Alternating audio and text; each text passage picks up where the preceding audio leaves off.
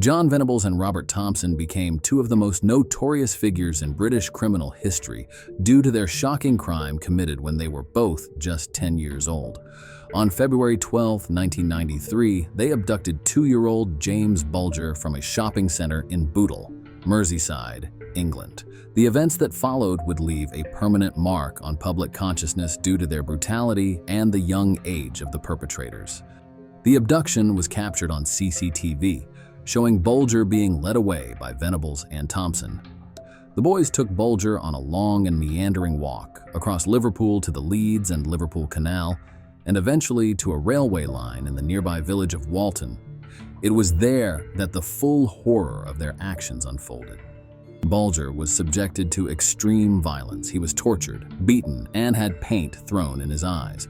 Finally, he was laid across the railway tracks and was hit by a train, which resulted in his death. The intention behind placing his body on the railway line was presumably to make the death look like an accident. The discovery of Bulger's body 2 days later, on February 14th, initiated a massive police investigation. The breakthrough came when the CCTV footage from the shopping center was released to the media, leading to Venables and Thompson being identified by people who knew them. They were arrested on February 18, 1993. During the police interrogation, both boys eventually confessed to the abduction and murder. The nation was stunned not only by the crime itself, but also by the age of the perpetrators, leading to a highly publicized trial.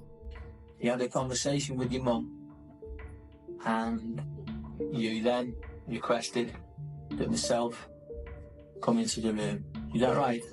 Yeah. And what was it you told us? That I killed James. So we walked up to him and we were walking around with him and I took his hand. Well, whose idea was it to walk towards him? Mine. Was it? Then it was Robert's idea to kill him. And we went outside to the canal. What for? Don't know, he said let's throw him in the water. He was persuading him, he said kneel down and let's look at the water and all that, but he wouldn't. Because when we wouldn't get him down, Robert picked him up and threw him on the floor, and that's where he got his bump on his head. What were you gonna, why were you taking him to Walton Village?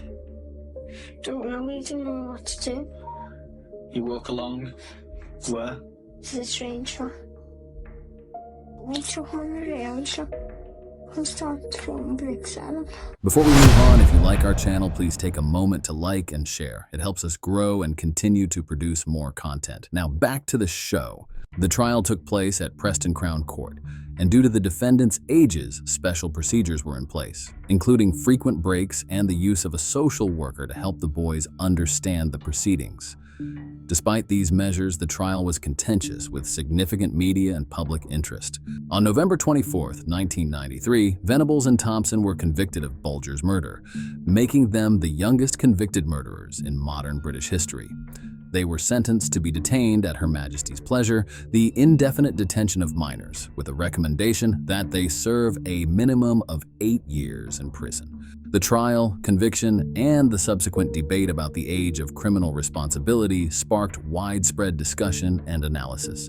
Both Venables and Thompson were eventually released on a license in 2001, having served 8 years, and were given new identities to protect them from vigilante justice, given the high-profile nature of the case. The Bulger case has had a lasting impact on the legal system, child welfare, and the way in which the media reports on crimes involving young offenders.